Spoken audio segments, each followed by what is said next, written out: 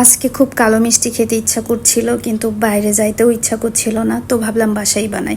এইটুকু গুঁড়া দুধ আছে, এতে কি হবে সেটাই ভাবছি। তবে আমি মিষ্টি অনেক বেশি পছন্দ করি না, হালকা মিষ্টিগুলো পছন্দ করি, তো ভাবলাম এতেই হয়ে যাবে। তো এরপরে আমি এই যে সব কিছু রেডি করে নিয়ে মিষ্টিগুলো বানাতে আসলাম, এবং আমি ভাবলাম আজকের কালো মিষ্টিটা আমি ভিতরে লাল করব। সেটার জন্য আমি একটু ফুড কালার ইউজ করলাম, কারণ অনেকে ভিতরে সাদা রাখে, আবার অনেক সময় কিন্তু লালও রাখে।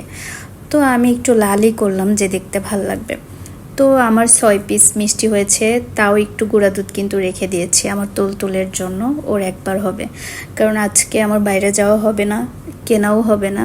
সো এই জন্য যতটুকু আছে সেটার মধ্যেই বানালাম। আর আমি কালো মিষ্টিটা যে অনেক পছন্দ করি ব্যাপারটা সেটা না, খেলে খেলাম, না খেলে নাই এরকম।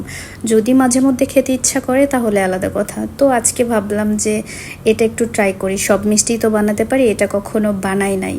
জানতাম কিভাবে বানাই, প্রসেসটা জানা ছিল, কিন্তু ভাবছিলাম যে একটু দেখি বানিয়ে ঠিকঠাক পারফেক্ট হয় কিনা। তো দেখলাম পারফেক্টই হয়েছে। আর আমি একটু মিষ্টি কম দিয়ে বানানোর ট্রাই করেছি, কারণ আমি বেশি মিষ্টি খেতে পছন্দ করি না। তো এই যে আমি মিষ্টিগুলো ভেজে নিয়েছি, এরপরে এখন শিরাতে দেওয়ার পালা। তো এই যে আমি শিরাতেও দিয়ে দিব, আর 6টা মিষ্টিকে এখন শিরাতে মানে দিয়ে তারপরে অনেকক্ষণ কিন্তু ঘন্টাখানিক রেখে দিতে হয়, মানে জ্বালানোর পরে স্থির করে রেস্টে রাখতে হয় ঘন্টাখানিক। তো আমি আর ওইটা রাখি নাই। তো এই যে জাস্ট কারণ আমি এই যে কম মিষ্টি খেতে চাই, সেজন্য আমি বেশিক্ষণ রাখি নাই, নয়তো ভিতরে আরও বেশি রসে ভরে যেত। তো এই যে আমার ফাইনাল লুক, আমার মিষ্টিটা রেডি হয়ে গিয়েছে। কেমন হয়েছে কমেন্ট করে অবশ্যই জানাবেন। আর খেতে কিন্তু বেশ মজা হয়েছে।